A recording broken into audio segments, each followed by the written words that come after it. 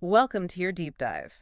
This time, we're going deep into the world of arms dealing, Arms dealing. not the morality or the politics of it all, Right. but the business mechanics. Yeah, the business of conflict, Okay, you know. behind the curtain. It's an industry that thrives on secrecy. You sent us some excerpts from The Merchants of Death, Oh, yeah, that's a great one. which profile some of these notorious figures, Yeah. and it got me thinking, Yeah. are these guys like masterminds or just really good at exploiting, Chaos. chaos? I think it's a little bit of both. Yeah. But what's so fascinating is how they've evolved over time. Okay. You know, you think about Europe centuries ago, like during the 30 Years' War, Uh-huh. those private suppliers back then were like the original disruptors, Yeah. changing how armies got equipped. So not just blacksmiths making swords anymore, but No. actual businesses seeing this market opportunity in all the fighting. Exactly. And those early networks that they built Mhm. really laid the groundwork for today's global industry. Wow. But even a modern dealer like Victor Bout, Okay. who built this massive empire, Wait, started with almost nothing. wasn't he the guy they based Lord of War on, Yes, the movie with Nicolas Cage? that's the one. Okay. And, the film really captures a key aspect of arms dealing. Yeah. It's not just about having the weapons. Right. It's about the logistics. The logistics. Bout had this intricate web of subcontractors, Mm-hmm. pilots, shell companies. Wow. It was like a shadowy version of Amazon, Yeah. but for moving things discreetly across borders.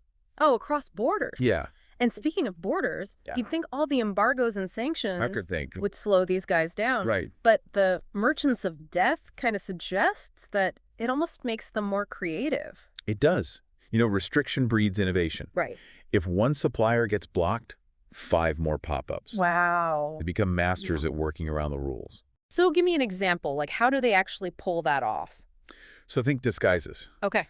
The book talks about weapons shipments being disguised as humanitarian aid, Okay. like medicine, food, Right. things that no one's really going to question, Mm-hmm. or even using agricultural equipment as cover. Really? Yeah. So it's like this giant shell game moving these weapons around right under everyone's noses. They exploit systems that are meant for legitimate trade, Right. free trade zones, Uh-huh. which are designed to simplify international commerce. Right. They become havens for storage and transshipment. So they just take advantage. They do.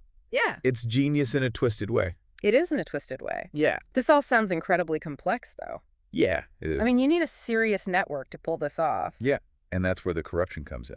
Oh, the corruption. Arms dealing wouldn't exist without it. Wow. Imagine needing to get a shipment through a certain port.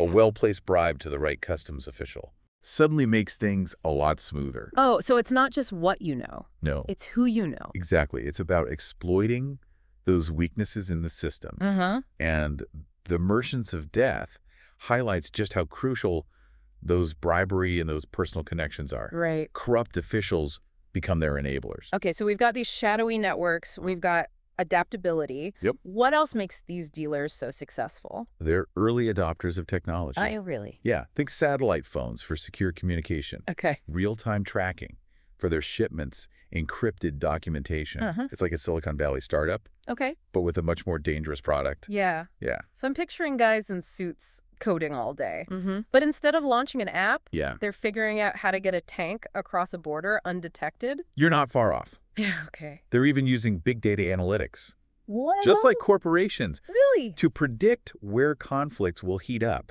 and they'll get there first with the goods. Wow. So these guys are basically running sophisticated businesses with a deep understanding of logistics, Yes, politics, and technology. all of it. It's wild. And that's what makes them so fascinating to study. Yeah. But it's not all about these systems.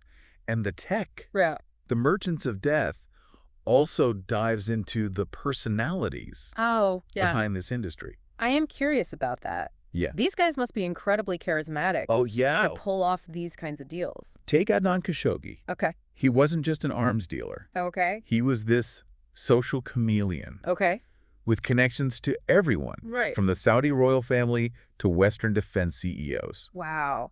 Wasn't he involved in the Iran-Contra thing back in the 80s? That's him. Okay. He was the ultimate middleman, Yeah. facilitating deals worth billions. Wow. His story shows how crucial political maneuvering is in this world. It's like he was running a parallel foreign policy operation. And then you have someone like Mansour al-Qassar, Yeah? a Syrian dealer known for exploiting instability. Yeah, he specialized in supplying arms to groups that were under embargo, Okay. like the Nicaraguan Contras, for example. So basically, the more chaotic the situation, Yeah. the better for his business. Exactly. He thrived on evading regulations, Okay.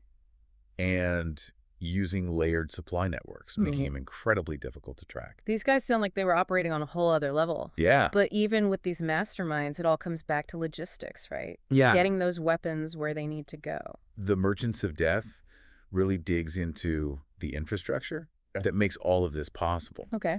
You know, the ports, shipping lines, storage facilities. These are the arteries of the arms trade. It's making me think differently about the world map now. Yeah. Suddenly, ports aren't just for cruise ships anymore. Right. Oh, Exactly. And the book highlights how ports with lax regulations, Yeah. or maybe a few corrupt officials, Right. become these key hubs. Yeah, so important. Then you need shipping lines that are willing to look the other way. Right. Plus, secure storage to stockpile weapons strategically. It seems like technology has probably revolutionized this side of things, too. Absolutely. GPS tracking, Mm-hmm. real-time communication, Yeah. data analysis. Right. They're optimizing their supply chains just like any other global business. Except their deliverables are fueling conflicts. Yeah. It's mind-boggling. And to manage that complexity, they rely heavily on intermediaries and subcontractors. Oh, okay. You know, the logistics firms, security companies, pilots, local fixers, all providing these specialized services Right. and this layer of operational secrecy. So it's like a decentralized network, Yeah. making it even harder to pin down who's ultimately responsible. Exactly. Yeah. But even with this sophisticated system, Right. there's always the challenge of getting around those restrictions. Yeah. And this is where the arms dealers truly become masters of adaptation. Okay, so this is where it gets really interesting. It does. Tell me, how do they become so good at evading all the rules? Well, remember those disguises we were talking about? The humanitarian aid and all that. Yeah. Right. It's not just slapping a medical supplies label on a crate of AK-47s. Right. The Merchants of Death details cases where weapons were hidden within shipments of construction materials, Right. even agricultural equipment. Wow. Think of a tractor Mm-hmm. rolling off a ship Yeah. seemingly destined for a farm, Right. but instead Uh-huh. packed with enough firepower to start a small war. Wow. And it's not just physical disguise. Okay. They're masters of manipulating documents, too. Okay. You know, think redocumentation, Okay. falsifying certificates, Right. swapping paperwork mid-transit, Huh. creating these fake end users. Right. It's like an elaborate magic trick, Wow. making weapons disappear on paper. And those free trade zones we talked about earlier? Yeah. I bet those are crucial for pulling this off. Absolutely. Yeah. Imagine a shipment that's destined for a country under embargo. Okay. Okay, so they'll send it to a free trade zone first. Mhm. They repackage it, Okay. give it new papers, Right. and poof, It's gone. it's seemingly coming from somewhere else entirely. Wow. It's like a legal black hole Yeah. where the regulations just vanish. So this paints a picture of an industry that's incredibly resilient, Yes. also incredibly reliant on trust. It is. I mean, with all these shady dealings going on, yeah, betrayals must be common. they happen, and that's where reputation comes in. Ah, that. Reputation. Even in this world, your word matters. Right. You double-cross the wrong person, Yeah. and your whole network could crumble. So it's like this weird mix of cutthroat business Yeah. and old school honor among thieves. Exactly. Oh.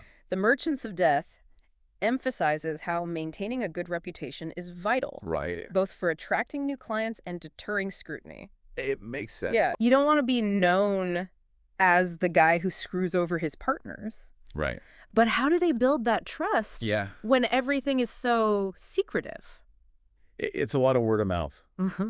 you know, vouching for each other within their networks. Mm-hmm. And for some, it even involves strategic philanthropy. What? Yeah. Like donating to charities? Donating to charities, Oh, no. supporting community projects. Wow. So they're trying to offset the bad karma Yeah. of selling weapons by doing good deeds. It might sound cynical, It does. but it's about mitigating disapproval. Okay. Public outrage can lead to crackdowns. Right. So some dealers try to soften their image.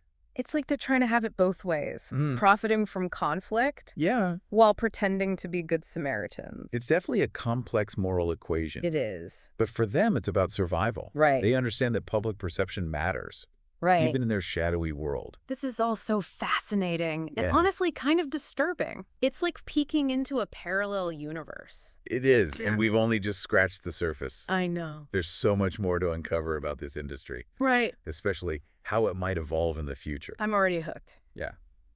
Let's take a break, and when we come back, Okay. I want to dive deeper into that future. I'm ready to have my mind blown. Right. All right, we're back and ready to dive even deeper into this world of arms dealing. You know, last time we explored the history of it all, Right. the networks, Yeah. the sheer scale of this industry. And how they adapt to a world of restrictions. Yeah. It's like this constant game of cat and mouse between those trying to control the flow of weapons Right. and those dealers finding ways around it all. Speaking of which, Yeah. let's zoom in on a period that really impacted the whole game. Okay. The end of the Cold War. Okay. You know, it wasn't just a political shift. Right. It was like a gold rush for arms dealers. Yeah, imagine all those stockpiles from the Soviet era. Oh, yeah. Suddenly up for grabs. Talk about a buyer's market. It was the Merchants of Death describes it Yeah. as this flood of surplus weapons Wow. hitting the market, Wow. fueling conflicts, but at bargain basement prices. It's a chilling thought Yeah. that the collapse of one system Mm-hmm. creates a bonanza for another. It's like the world's most dangerous garage sale. Yeah, that's a good way to put it. And this surplus didn't just feed existing conflicts. Right. It helped spark new ones. Really? Yeah, you think about a region already simmering with these tensions, suddenly flooded with cheap and readily available weapons. It's like pouring gasoline on a fire. The book profiles Leonid Minin, Okay. who is a Ukrainian dealer who really embodies this era. Okay. He had connections in the Well. former Soviet military, Uh-huh. giving him access to these vast stockpiles. So not just some guy buying off the black market. No. He had the keys to the armory. Exactly. Yeah. He was acquiring tanks, missiles, you name it, Wow. at ridiculously low prices. And then he'd turn around and sell them Right. in the Africa, the Middle East, Right. anywhere with demand. But so the legacy of the Cold War lived on, It did. not just in political terms, Right. but also in the literal weapons Mhm. floating around. And it reshaped the industry. Okay. New routes were established, Mhm. networks expanded, Right. and dealers had to become even more adaptable Right. to survive in this new landscape. It's like natural selection for arms dealers. Exactly. Only the most ruthless, Right. innovative, and connected individuals Yeah. thrived in this chaotic environment. So we've got these global players like Minin, Mm-hmm. but the Merchants of Death also highlights Yeah? the rise of these regional specialists, Yeah. guys who might not have this global empire, Right. but they know their specific corner of the world. Yes, they thrive by mastering those local dynamics. Okay. Take Félicité Ngoya, Okay. who operated in the Democratic Republic of Congo. Okay. He understood the complex web of politics, Yeah. resources, and violence in that region Right. better than anyone. Wow. So it's not just about having the weapons. Right. It's about understanding the context Okay. in which they will be used. Right. When Goya knew which factions to back, Mm-hmm. how to exploit tribal rivalries, Wow. and how to profit from the country's vast mineral wealth. So he was like this master manipulator. It was. Yeah. He was playing a real-life game of risk, Yeah. but with incredibly high stakes. And then you've got someone like John Onuora, Yeah. who operated in Nigeria and Sierra Leone. Yeah, he understood those political shifts Okay. and the motivations of these various rebel groups, Right. allowing him to supply them effectively. So in a way, these regional dealers Mhm. are even more embedded Yeah, in the conflicts they profit from. they're not just arms dealers. Right. They're almost like shadow power brokers, Wow. influencing the course of events Right. through their connections and their strategic supply of weapons. That's a pretty unsettling thought. It is. And what's even more unsettling Yeah. is how adaptable these dealers are, Right. constantly evolving their methods. Right. The Merchants of Death talks about how they're borrowing these strategies Mhm. from the corporate world. Wait, are you telling me Yeah, they're running these operations like legitimate businesses? absolutely. Right. Think about it, franchising. Okay. outsourcing even affiliate programs. Wow. They're taking these concepts that work in the business world All right. and they're applying them to arms dealing. So instead of just being shady gun runners, Right. they're becoming like CEOs of conflict. That's a great way to put it. Wow. They're building brands, Right. managing networks, Right. creating sustainable business models, Yeah. all with the goal of maximizing their profits Mm-hmm. and minimizing their risks. That's both impressive and terrifying at the same time. I know, right? Yeah. And a key part of their success Okay. is their ability to secure financing, Right. which isn't easy when you're dealing with embargoes, sanctions, and clients who prefer to stay hidden. Yeah, I'm guessing traditional loans aren't really an option. No, they're not. The Merchants of Death dedicates a whole section Right. to their unconventional financing methods. Okay. One that always stands out to me is barter. Barter. Yeah. Like straight up trading weapons for something else. Exactly. Okay. You know, diamonds, oil, precious metals, Yeah. anything of value. Wow. It's like something out of an adventure novel. Yeah, it is. But it allows them to operate outside of that traditional financial system. So no need to worry about those pesky bank regulations or No. any international oversight. And then there's the use of resource-backed loans. Okay. Imagine an arms dealer providing weapons to a government Okay. in exchange for access to that country's oil fields. Right. The loan is then repaid through the profits from those oil sales. So it's like a twisted version of venture capital. Yeah. Where the investment is weapons Hmm. and the return is a share of a country's natural resources. Exactly. Yeah. And it's often used in these countries Right. with weak governance or rampant corruption, Right. where officials are willing to make these kinds of deals. So they're not just profiting from the weapons themselves, Yeah. they're getting a piece of the entire conflict economy. Exactly. It's a reminder Wow. that the arms trade is deeply intertwined Yeah. with issues of power, Right. resources, and exploitation. But the world is becoming increasingly digital. It is. How are arms dealers adapting to this new landscape? Well, they're embracing those technologies. Okay. Like cryptocurrencies and blockchain, Okay. which allows them to move money discreetly Right. and avoid those traditional banking systems. So it's like they're taking a page from the playbook of tech-savvy criminals Yeah. and money launderers. Cryptocurrencies provide a level of anonymity that's unmatched Right. by traditional methods. Right. And blockchain creates these secure, transparent ledgers Okay. that are really difficult to manipulate. So they're essentially creating their own shadow financial system. They are. And the Merchants of Death suggests Huh? that these technologies will play an increasingly significant role Right. in arms trade financing in the future. It's both fascinating and concerning It is. to see how quickly they're adapting Yeah. to this new digital landscape. And it highlights the need Right. for innovative approaches Right. to regulation and enforcement Yeah. if we want to effectively counter Right. the illicit arms trade in the years to come. All right, so we've talked about the evolution of this industry, Mhm. the players, Yep. their tactics, and their finances. Yeah. But I'm curious about something. Okay. With all the focus on staying hidden, Right. how much do they actually care about their reputation? That's a very interesting question. Yeah. And it might seem a little counterintuitive, Right. but reputation matters, even in this world. Okay. The Merchants of Death actually dedicates a whole chapter to how arms dealers manage their public image. I would have thought no publicity is good publicity Yeah. would be their motto. For many it is. Right. You know, they operate in complete secrecy, avoiding media attention, Right. keeping their dealings quiet. Right. But for some, Okay. especially those who've been in the spotlight, Right. it's about damage control. So what do they do? Yeah. Like issue press releases Yeah. denying their involvement in shady deals.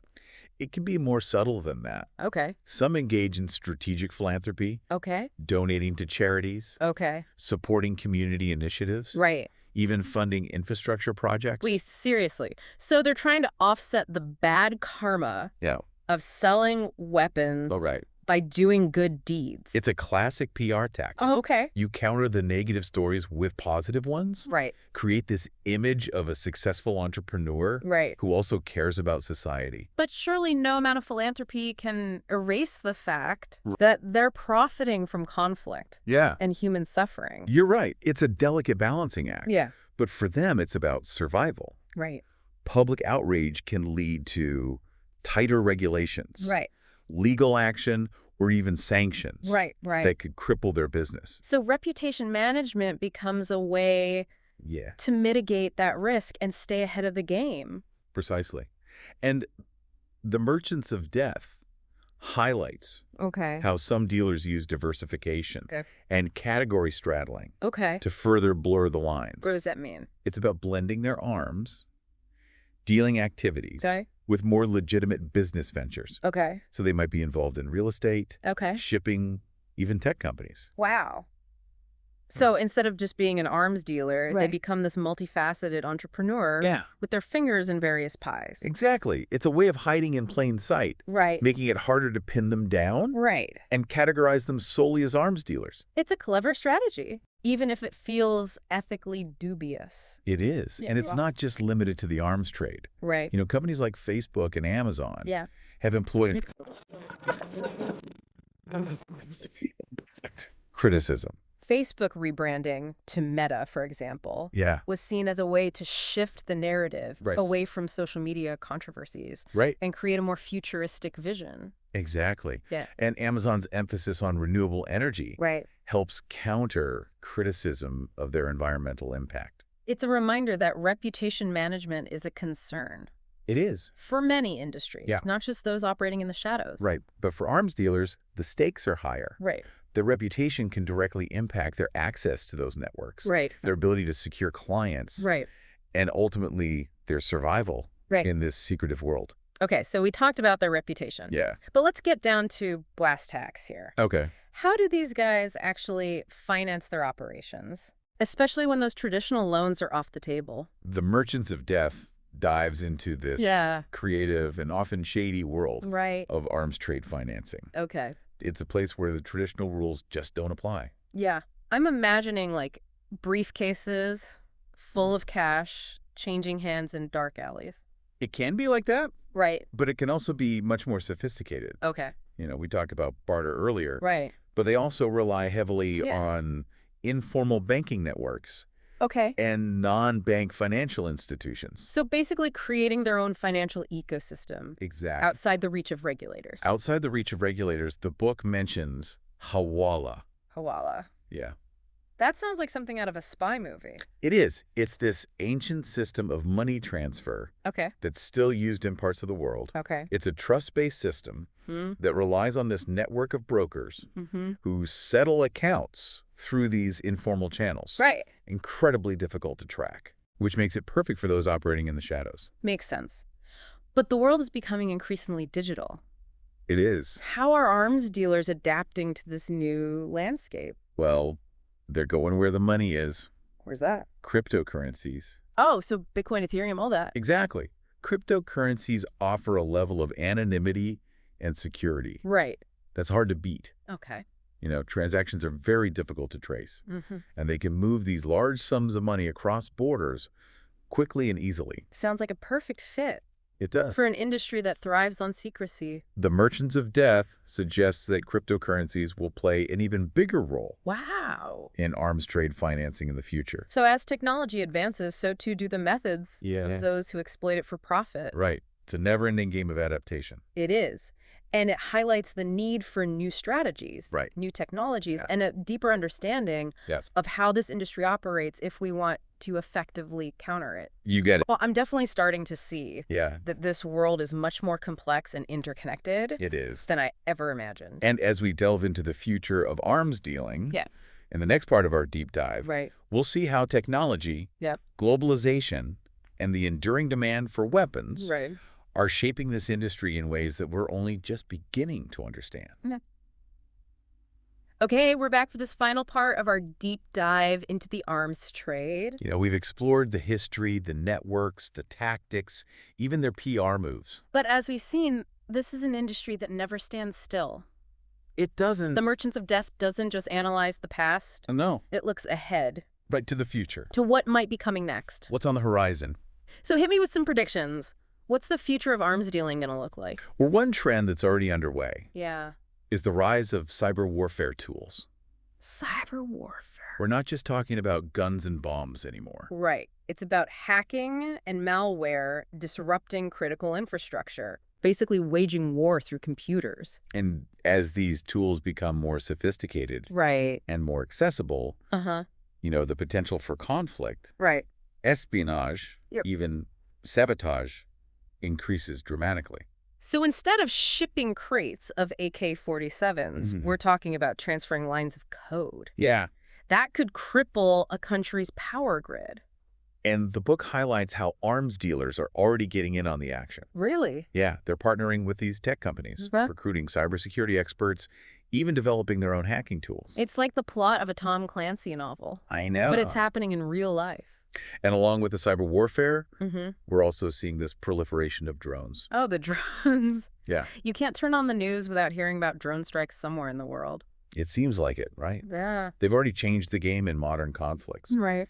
providing surveillance, reconnaissance, even attack capabilities. Right. And the Merchants of Death predicts this trend will only accelerate. Right.